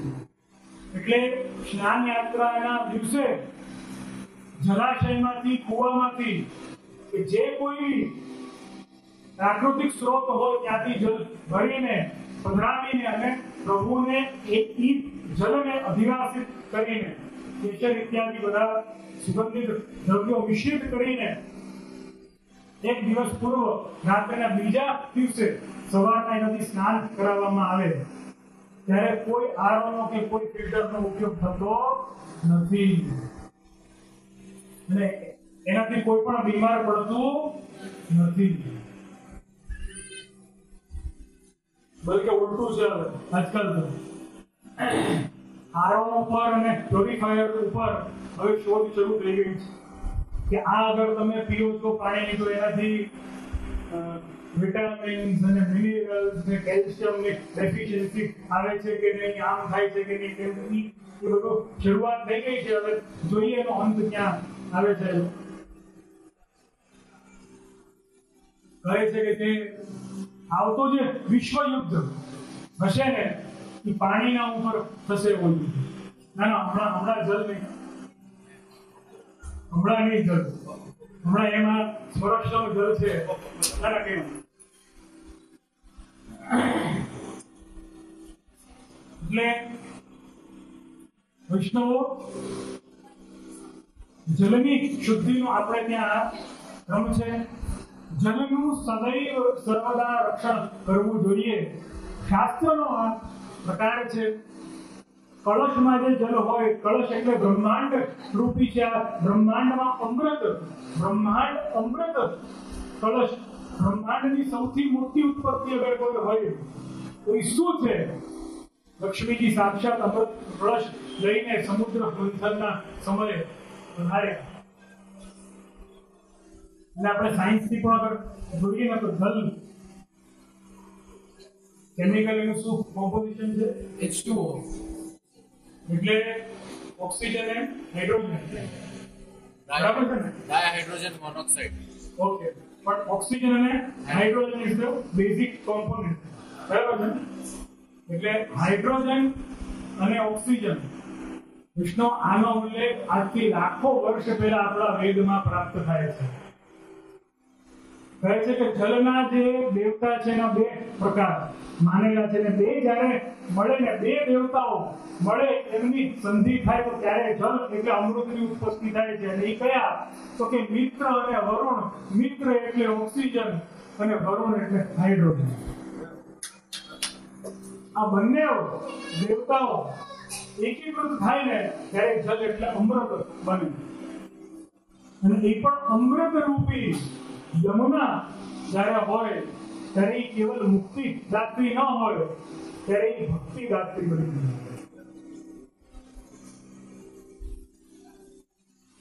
યમુનાજીના વિવિધ સ્વરૂપોમાં જેમ આપણે આદિ ભૌતિક સ્વરૂપે જલ સ્વરૂપે છે, એમ જ આદિ ભૌતિક સ્વરૂપે બીજું પણ છે, રજ સ્વરૂપ.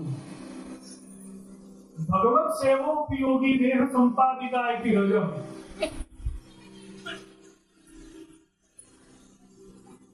तव तटागतः लालुका कदाहं सर्वांग निजेपि ગતા મુદા કરીશ છે.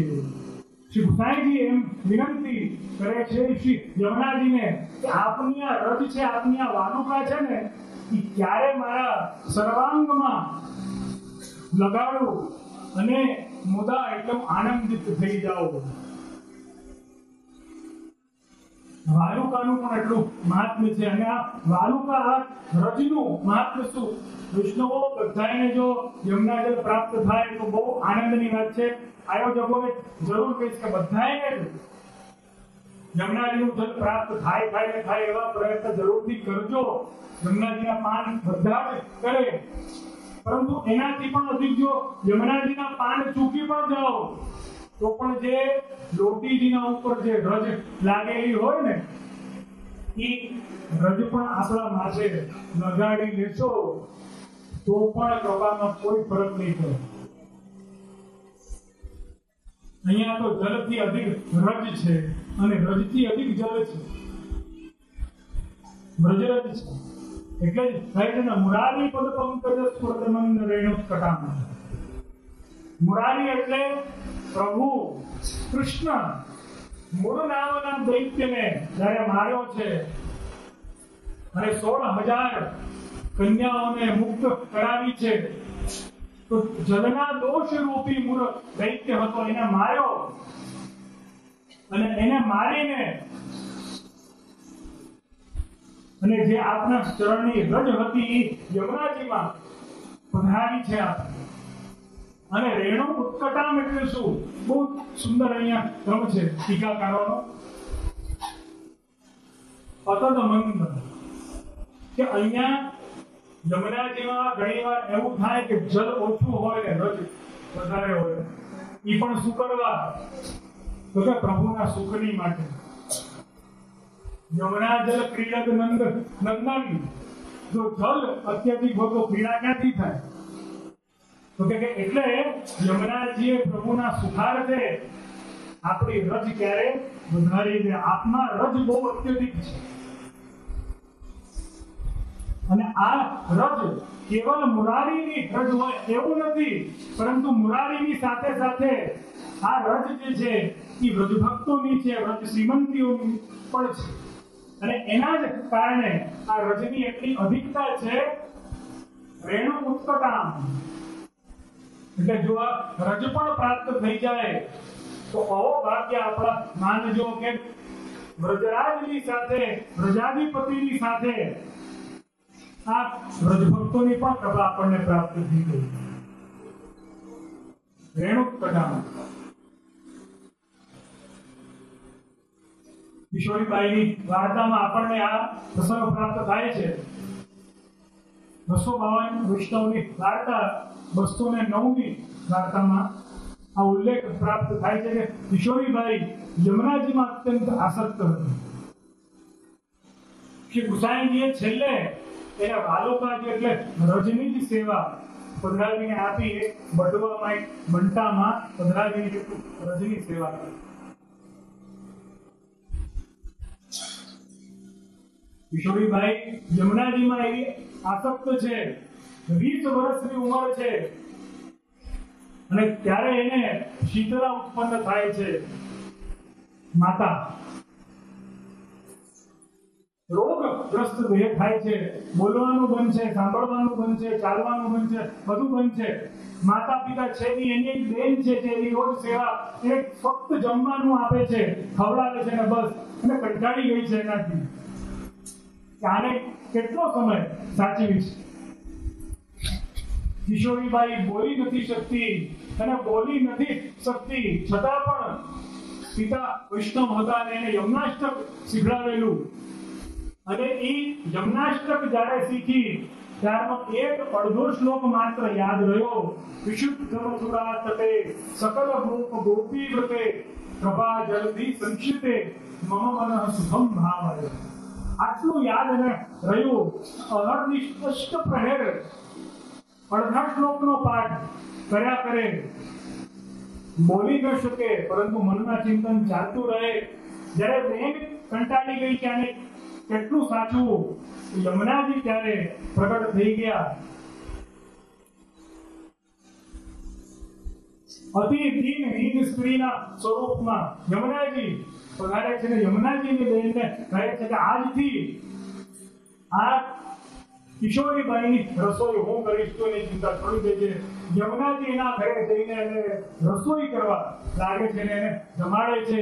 એ જ ગામમાં ગુસાઈજી જ્યારે બીજી વાર પધારે છે, શ્રી ગોવર્ધનનાથજી શ્રીજી બાવા ગુસાઈજીને સ્વપ્નમાં આજ્ઞા કરે છે. બ્રજભાષા એટલી મીઠી છે અને વાર્તાજીમાં એનો ઉલ્લેખ છે कि आपकी सेवकनी पिंगला यह गांव में रह करे, सो आपको कृपा करनी ही चाहिए. पिंगलाना જેવી દિનહીન આપની સેવક છે આ ગામમાં, તો એના ઉપર શ્રીજી બાબાએ ગુસાઈજીને આજ્ઞા કરી કે આપ કૃપા કરી એને દર્શન આપો તો એનો ઉદ્ધાર થશે.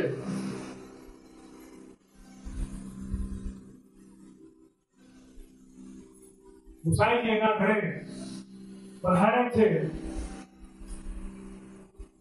ગુસાઈજીના દર્શન કરતા વેત જ કિશોરીબાઈની દેહ જે પેલા સાંભળી નહોતી શકતી, બોલી નહોતી શકતી, કઈ કાર્ય બીજું કરી નહોતી શકતી, બધું જ કાર્ય કરવા લાગી જાય છે. ગુસાઈજીને દંડવત કરે છે. ગુસાઈજી ત્યાં જુએ તો સાક્ષાત યમુનાજી એની માટે રસોઈ કરી રહ્યા છે. યમુનાજીનો આ પરિશ્રમ જોઈને ગુસાઈજી સાષ્ટાંગ દંડવત કરીને અને યમુનાજીને વિનંતી કરે છે કે આ લીલા કઈ લીલા? આપ સાક્ષાત ચતુર્થ પ્રિયા અને આપની આ અદ્ભુત લીલા જોઈને મને વિસ્મય થાય છે. આ કઈ લીલા? યમુનાજી ત્યાં કહે છે કે મહાપ્રભુજીના દ્વારા જે જીવ શ્રીજી બાબાને અંગીકાર થાય છે એને હું ક્યારેય ન છોડું. એ વચન શ્રીજી બાબાનું તો છે જ, પરંતુ એની પાળવાની જવાબદારી મારી પણ છે. એટલે આને સાચવવા અહીંયા આવી ગઈ. હવે આપ પધાર્યા છો અહીંયા, તો હવે આનો અંગીકાર ચોક્કસ હવે થશે. અને ત્યાં એની દેહ સાજી થઈ જાય છે. અને ગુસાઈજી આપ રજ ભાલુકાજી યમુનાજીની રજ એની માટે સેવાની માટે પધરાવીને આપે છે. એટલે આદિ ભૌતિક સ્વરૂપે કેવલ જલ નહીં માનવું, રજ પણ માનવી. એટલે ઘણા વૈષ્ણવોને આ સંશય થતો હોય છે કે ઠાકોરજીના પ્રસાદી વસ્ત્ર હોય ઇત્યાદિ હોય તો યમુનાજીમાં આજકાલ પ્રવાહિત કરવું એટલે પ્રદૂષણ વધારવા જેવું થઈ જાય છે. તો અમે શું કરીએ? રજ સોંપી જલ વરમ, કે અહીંયા જલથી પણ અધિક રજ છે તો રજમાં પણ વિસર્જિત કરી શકાય. રજ પણ આપણા માથે લગાડી શકાય. આ પણ રમણ રેતી જ છે. એટલે આદિ ભૌતિક સ્વરૂપ જે છે એ આપણું જલ અને રજ, આધ્યાત્મિક સ્વરૂપ જે છે એ આપણું તીર્થ સ્વરૂપી જે દેવી સ્વરૂપ છે, જે યમયાતનાથી જીવોને દૂર રાખે છે એ સ્વરૂપ, અને આદિ દૈવિક સ્વરૂપ જે સ્વરૂપનો ઉત્સવ આજે આપણે મનાવી રહ્યા છીએ. ચતુર્થ પ્રિયા તુર્ય પ્રિયા શ્રી યમુના, ચતુર્થ પ્રિયા તુર્ય પ્રિયા યમુનાજી સ્વામીજી છે ઠાકોરજીના. વિષ્ણુ ઠાકોરજીના સ્વામીજીનો ભાવ આ સૌથી ઉત્તમ ને સૌથી પ્રિય છે શ્રી મહાપ્રભુ. કેમ કે આ જ સ્વરૂપ ભક્તિ આપનારું છે, અને આ જ સ્વરૂપે નિજનાથનો માર્ગ પણ આપ્યો ને નિજનાથને પણ માર્ગ આપ્યો. બંનેને માર્ગ આપ્યો છે, ભક્તને પણ અને ભગવાનને. વૈષ્ણવ આપણે જોયું હશે કે આપણે જ્યારે વ્રજમાં આપણે જઈએ, શ્રીમદ ગોકુળમાં ને આપણે યમુનાજીના પૂજનની માટે જઈએ ને, તો આપણા ગોર હોય, વ્રજવાસી હોય ને, એ શું કરે? પેલા યમુનાજીમાંથી જલની બાલટી ભરે. જલની બાલટી ભરે અને એનાથી આપણા હાથ ખાસા કરાવવા લાગે, હાથ થવો. એટલે આપણે આજે હાથ ધોવાના. પછી હાથ આપણે ધોયા પછી આપણને કે હવે તમે દૂધ ચડાવો યમુનાજીમાં. એટલે આપણે દૂધ આપણે ચડાવીએ, કુમકુમ અક્ષત માલાજી ઇત્યાદિથી આપણે પૂજન કરીએ જલમાં. અને ત્યારબાદ આપણે યમુનાજીના ઘાટ ઉપર પાછા જે આપણા ગોર હોય એ યમુનાજીના જલથી જ્યાં આપણે ઊભા હોઈએ એ ઘાટ અને એ દાદરાને સાફ કરીએ, ખાસા કરે. અને ખાસા કરીને ત્યાં આપણને શું કે એક બાજુ તિલક કરો. આપણે ઊભા હોઈએ તો આપણી ડાબી બાજુ અહીંયા તિલક કરો અને અહીંયા જમણી બાજુ ચાંદલો કરો. એટલે શું ભાવ કયો? ઠાકોરજીને યમુના. ઘણાને એમ થાય કે યમુના જલ તો એનું પાન થાય, પૂજન થાય ને આગળ દાદરો ધુએ છે. તો દાદરો શું કામ ધુએ છે? કેમ કે ઠાકોરજીને બિરાજવાની માટે. કેટલા માટે સમજ્યા તમે? યમુનાજી ત્યાં જ્યારે યમુનાજી ઠાકોરજીની સાથે વિરાજમાન થાય છે ત્યારે આદિ દૈવિક સ્વરૂપે છે. પરંતુ જ્યારે યમુના જલથી ઠાકોરજીની માટે એ જગ્યા એ સ્થાન ખાસા થાય છે ત્યારે આપનું સ્વરૂપ આધ્યાત્મિક સ્વરૂપ છે. અને જે જલમાં તમને યમુનાજીના દર્શન થાય છે એ આદિ ભૌતિક સ્વરૂપ છે. આપણે યમુનાજીનું પૂજન આપણે કરીએ, તિલક કરીએ, ચાંદલો આપણે કરીએ મગજમાં, ને પછી આપણે ભોગ કરીએ. ભોગમાં 1.5 કિલો, 5 કિલો, 10 કિલો કે જેટલી પણ આપણી સામગ્રીની આપણી ક્ષમતા હોય એ સામગ્રી આપણે ભોગ કરીએ. અને પાછું આપણા ગોર વ્રજવાસી જો હોય આપણને કહેવાય ઝારી ગરો, એટલે ઝારી એટલે પાછું યમુનાજીમાંથી જલનો લોટો ભરીને કહેવાય આ તમે કરી દો. એટલે પાછું ઈ જલ આપણે થઈ ગયો. એટલે શું થયું? આદિ ભૌતિક જલ આધ્યાત્મિક સ્વરૂપે આદિ દૈવિક યમુનાજીને અંગીકાર થઈ રહ્યું છે. પછી ઝારીથી ભરવામાં આવે 1, 2 મિનિટ, 3 મિનિટ, 5 મિનિટ જેટલો પણ સમય હોય યમુનાજીના ગુણગાન, યમુનાજીનું નામ, યમુનાષ્ટકનો પાઠ જે બી સમય અનુકૂળતા હોય એ અનુસાર ભોગનો સમય લઈને અને ત્યારબાદ ભોગ સરાવવામાં આવે. ભોગ સરાવવાની પણ પ્રક્રિયા જે છે ગજબની છે. જેનાથી ઝારી ભરેલી હતી, જે રોટીમાં જલ હતું એ જ લઈને એનાથી આમ જલ ઢોળવામાં આવે. આમ એટલે શું થયું? આચમન. આચમન એટલે શું? હાથ ધોવાને કોગળા કરતા. બરાબર છે? એટલે એ આટલું શું થયું?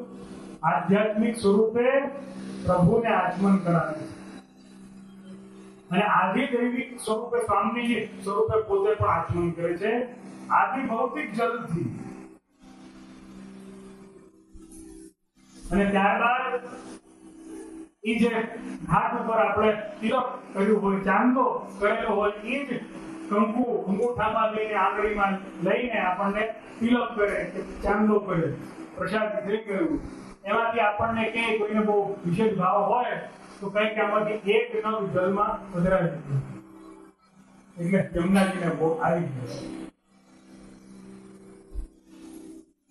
એક નગ હો, આખી છાપડી નહીં, એક નગ.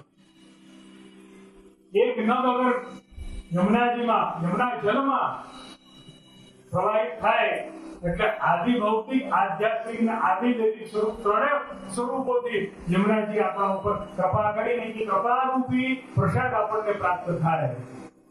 કે ઠાકોરજીની સાથે યમુનાજીનું પૂજન પણ ઠાકોરજીની સાથે થાય હો, ઠાકોરજીની જુદા નહીં. આદિ ભૌતિક, આધ્યાત્મિક અને આદિ દૈવિક સ્વરૂપે યમુનાજી આપણા ઉપર કૃપા કરે છે. યમુના ગુણગાન જે છે એનો સૌથી સુંદર, સૌથી સરળતમ અગર કોઈ માર્ગ હોય તો એ શું છે? પ્રભુની ઝારી કરવી, સરળતમ.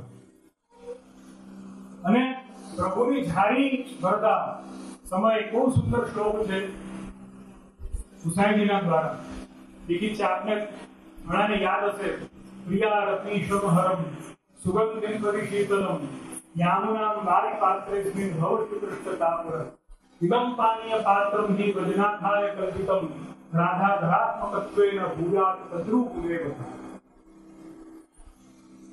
આ સ્વરશ્રમ રૂપી જળ જે છે એ પ્રભુના તાપનું હરણ કરે. યામુનામ વારી, વારી એટલે જલ. ભવશ્રી કૃષ્ણ તાપર, જે કૃષ્ણ બધાયના તાપ અને પાપને કરતા હોય ને તો ઈ કૃષ્ણના તાપ યમુનાજી દૂર કરી શકે. આ તમે જે જલ ભરો છો ને ધારીમાંથી, એને કેવલ જલ ક્યારે બી નહીં માનવું, એટલે યમુના જલ માનવું. અને વૈષ્ણવો, આજના આ લોટી ઉત્સવ અથવા કલશ ઉત્સવનો જે હાર છે, જેની સફળતા છે, એ શું છે ખબર છે તમને?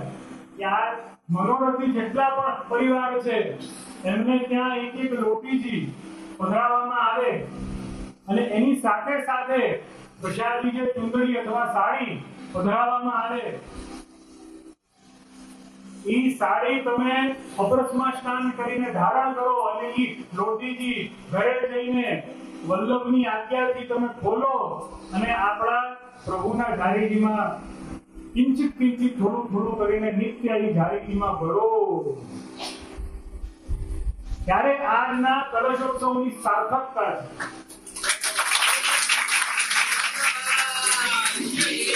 કેવલ કલશ લ્યો, લોટીજી લ્યો, ઘરે જાઓ, મૂકી દો અને 10 વર્ષ પછી જયારે ખોલો તો કે યમુનાજીની કૃપા ક્યાં નહીં, કોને ખબર?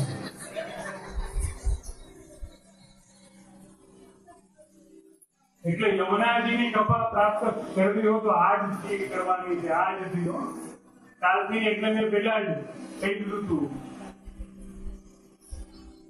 બરાબર છે ને? યમુનાજીની કૃપા આજથી કરજો પ્રાપ્ત. આજથી આજે બધી જે ચુંદડીઓ છે, જે બધી સાડી છે, એટલા માટે પલળાઈની પાણીમાં કે તમે બધા પાણીમાં પલળીને એટલે કે અપરસમાં સ્નાન કરીને સેવોપયોગી દેહ ધારણ કરીને યામુનામ વારી જલેસ્મિન સન્નિધિમ ગુરુ, યમુના જલથી સ્નાન કરવાનો ભાવ કરીને સેવલે સ્નાતુમ ઇચ્છામિ જલેસ્મિન સન્નિધિમ ગુરુ. યમુનાજી સેવોપયોગી દેહનું સંપાદન કરે. તનુનવત્વ મહેતાવતા. તનુનવત્વ એટલે દેહ આજ રે, તન આજ રે, પરંતુ આમાં નવીનતા આવી. જે ઓલું હોય ને, કોઈનું વજન હોય 150 કિલો અને એ જીમમાં જાય, વેલનેસ સેન્ટરમાં જાય, રિહેબિલિટેશન સેન્ટરમાં જાય અને પાછો આવે થઈ જાય 80 કિલો. એટલે એના ફોટા આવે બિફોર એન્ડ આફ્ટર વાળા. એટલે આ તનુનવત્વ એટલે આ જ છે કે યમુનાજીની કૃપા પ્રાપ્ત નહોતી થઈ તે પહેલા એટલે બિફોર, અને યમુનાજીની કૃપા પ્રાપ્ત થઈ તે પછી એટલે આફ્ટર.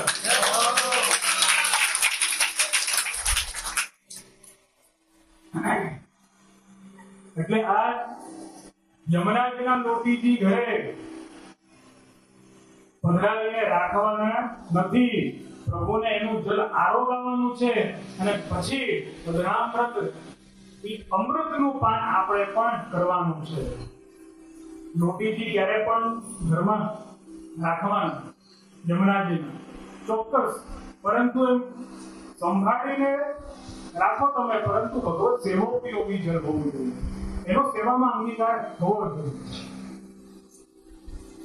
અમારી ચર્ચા આની ઉપર થતી હતી જ્યારે આ આયોજનની વાત થઈ, અને ચુંદડી મનોરથનો આ તમને લોકોને એવું લાગતું છે કે નવો પ્રકાર છે કે ચુંદડી આજે જલમાંથી પસાર નથી થઈ, પરંતુ ત્યારે મેં આજ સમજાવ્યું આયોજકોને કે આપણે ચુંદડીને જલમાંથી અગર પસાર કરીએ પણ તો પણ એનો લાભ શું?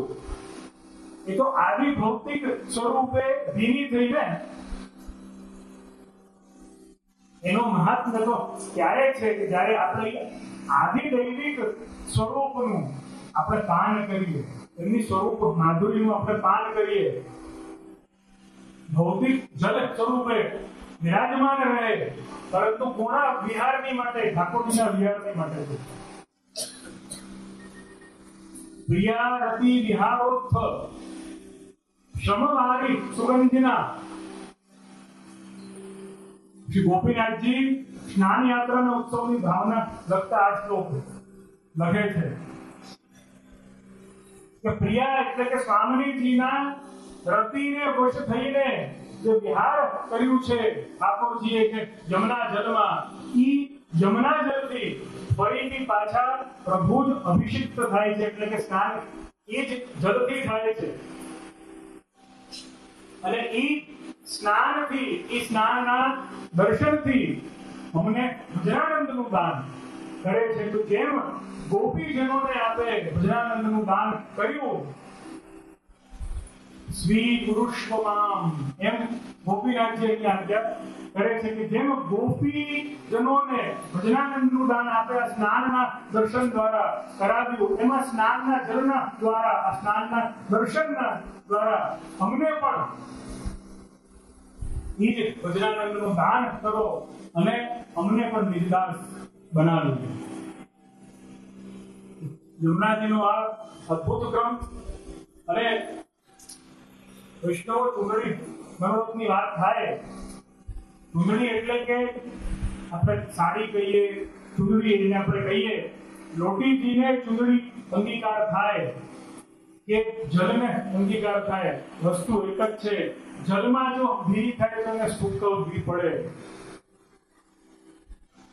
અને આ જે સુકાયેલી કે સાડી તમને દેખાય છે ને, એ ભક્તિ રસરૂપી યમુના જળમાં ભીની છે.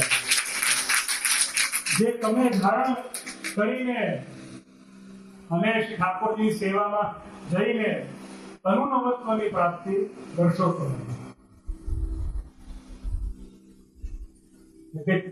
યમુનાજીમાં જયારે ચૂંદડી ભીજવાની વાત થઈ તો મારો આ જ હતો સવાલ કે યમુનાજીમાં ખાલી ચૂંદડી બોળવાની, એવું કેમ? સમજો કે આપણે યમુનાજીનો રઘુકુળ મંડળ ઉપર કૃપા ચોક્કસ થશે કે આગળ કોઈ સમયે આપણે સર્વે યમુનાજીના 56 ભોગમાં પણ આપણે ઉપસ્થિત રહેવું. તો મારો સવાલ બધાય માટે છે કે જ્યારે ચૂંદડીનો મનોરથ થાય તો એને જલમાં પલાળવી જોઈએ. એવું લાગતું હોય આપણને તો જ્યારે 56 ભોગ થાય ત્યારે 56 ભોગની બધી સામગ્રીને છાપને પણ જલમાં કે નહીં? શું કામ એવું કેમ નહીં? જ્યારે ચૂંદડી જલમાં તો બધી સામગ્રી શું કામ નહીં જલમાં? નહીં ને? તો બધી ચૂંદડી પણ જલમાં જાય કે નહીં કોઈ આવશ્યક નથી. યમુનાજીનો અંગીકાર થાય એ આવશ્યક છે. તો આદિ દૈવિક યમુનાજીએ શ્રી પ્રભુની સાથે આ અંગીકાર કરેલો છે. પ્રભુ વિરાજમાન છે અને પ્રભુની સાથે યમુનાજી પણ અહીંયા યત્ર તત્ર ને સર્વત્ર વિરાજમાન છે. તો આ યમુના ગુણગાનનો કાર્યક્રમ છે. અને અહીંયા વિરામ નહીં આપતા, પરંતુ અલ્પ વિરામ આપીશ, કેમ કે યમુનાજીના ગુણગાનનો ક્યારે પણ વિરામ થતો નથી. અને એને અલ્પ વિરામ આપતા આપ સર્વેને એક જ વાત કરીશ. યમુનાજીની કૃપાથી, ઠાકોરજીની કૃપાથી આપ સર્વેના દરેક સ્વપ્ન સાકાર થાય, દરેક સંબંધ અનરાધાર થાય, દરેક મૈત્રી મેઘ મલાર થાય અને દરેક દિવસ યમુનાજીની કૃપાથી અપરંપાર થાય.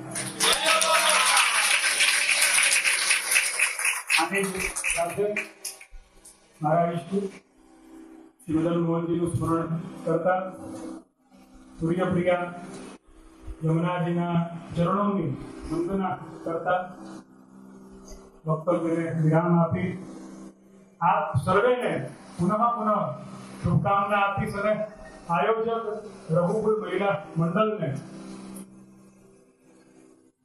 પુનઃ પુનઃ આશીર્વાદ અને અભિનંદન કરીશું કે નિત્ય યમુનાજીના ઉત્સવ થાય અને નિત્ય યમુના પાન થાય અને આપણે સર્વેના જીવનમાં આનંદ થાય. સકલ અંતરાત્મા શ્રી હરિ પ્રસન્નોસ્તુ. શ્રી કૃષ્ણાર્પણમસ્તુ. તથા શ્રીમદ્ ભાગવત